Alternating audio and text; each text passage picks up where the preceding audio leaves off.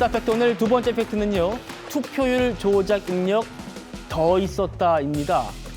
정말 말도 안 되죠. 투표율 허위 입력 정황이 발견된 경기도 선관위 외에 충청도에서도 그리고 복수의 다른 곳에서도 실시간 투표율을 허위로 입력한 정황을 검경 합수본이 포착을 했다고 합니다. 선관위 사태, 이제는 정말 국면이 완전히 바뀌었습니다. 올림픽 공원의 함성이 절대 뚫리지 않을 것 같던 중앙선관위의 서버를 뚫었습니다, 여러분. 음모론자라 구구라 손가락질 받으면서도 대한민국을 지키기 위해 광장에서 10년간 싸웠던 우리 애국 시민들의 땀과 눈물로 서버를 뚫은 것입니다.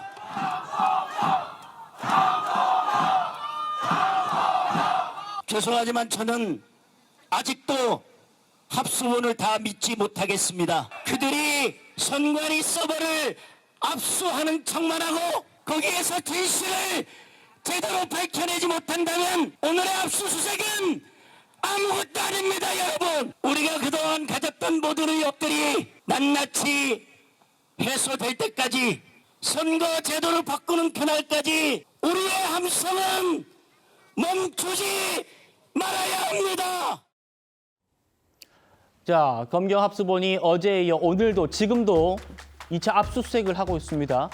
경기도 선관위가 실시간 투표율을 조작했다라는 얘기가 나왔을 때 곧바로 거기 한 곳뿐이겠어? 뭐 이런 의심들이 있었어요. 그렇지만 진짜 그럴 줄은 몰랐습니다. 경기도뿐 아니라 조금 전 보도를 보면 충청도에서도 이런 일이 있었다고 하고요. 더 있을 수도 있답니다. 김규영 대변인, 경기도 선관위 외에 다른 지역 선관위 몇 곳에서도 실시간 투표율을 허위로 입력한 정황을 확보했다.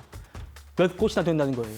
그러니까 여기에서 합동수사본부가 몇 곳이라고 얘기를 했는데 우리가 지금 언론을 통해서 알려진 게 경기도하고 충청 아닙니까? 예. 그렇다면 몇 곳이라고 한다면 두 군데 이상일 거 아닙니까? 그러니까 전국적인 거고 사실 이게 한두 곳의 어떤 잘못이 아니라 조직적으로 그게 만연돼 있었다. 이 말씀을 들을 수밖에 없는 것 같습니다.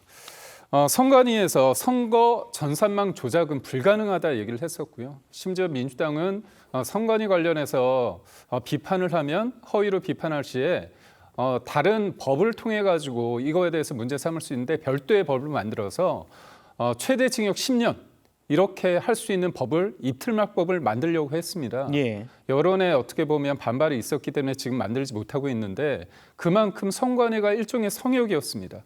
그리고 우리가 장도혁 대표 현장에서 목소리를 보면 굉장히 절실하고 목소리를 높여 얘기를 하는데 그만큼 선관위에 대해서 문제 제기를 하면 언론도 그렇고 정치권에서는 뭐 구구 아니냐, 음모론자 아니냐 이런 얘기를 했습니다. 네. 그래서 우리가 부실이냐 부정이냐 이런 얘기를 했었는데 이런 상황을 봤을 때 이제 부실이 아니다 부정이다 이렇게 말할 수 있는 새로운 챕터로 넘어갔습니다. 그렇다면 저는 여기에서는 어떤 예배가 있으면 안 되고요. 저는 민주당이든 국민의힘이든 저는 부정선거가 있다 없다는 저는 잘 모르겠습니다. 저는 네. 개인적으로 믿지는 않습니다. 하지만 부정선거가 있다고 믿는 분들이요. 우리 국민입니다. 그분들의 그런 목소리에 대해서 비정상적이고 극우고 음모론자이기 때문에 자꾸 우리가 다른 쪽으로 밀고 있는 이런 상황은 이 문제를 풀어가는 데 있어서 전혀 도움이 안 됩니다. 예. 그래서 우리가 특검을 합의하는 데 있는데 이 부분에 있어서 장도혁 대표가 특검 대상의 중앙 선관위 서버가 꼭 있어야 된다 이 얘기를 했습니다. 저는 이번 기회에 이런 중앙 선관위 서버에 대한 압수수색 이 부분을 들여다봐야 된다는 어떤 국민적 여론이 높아질 거라고 확신합니다. 예. 경기도 선관위 말고도 조금 전에 충청도가 확인됐고요. 더 있다는 겁니다. 몇 곳이. 투표율을 조작했대요. 이건 조작이 맞습니다. 왜냐하면 잘못한 것도 알고 이거를 무마시키기 위해, 감추기 위해서 계속 조작을 벌였으니까요. 이런 말도 안 되는 일이 벌어졌는데도 선관위 직원들의 변명이 정말 황당합니다. 여러분 같이 보시죠. 중앙선관위 직원들이요. 허위 입력은 사실이라고 했대요.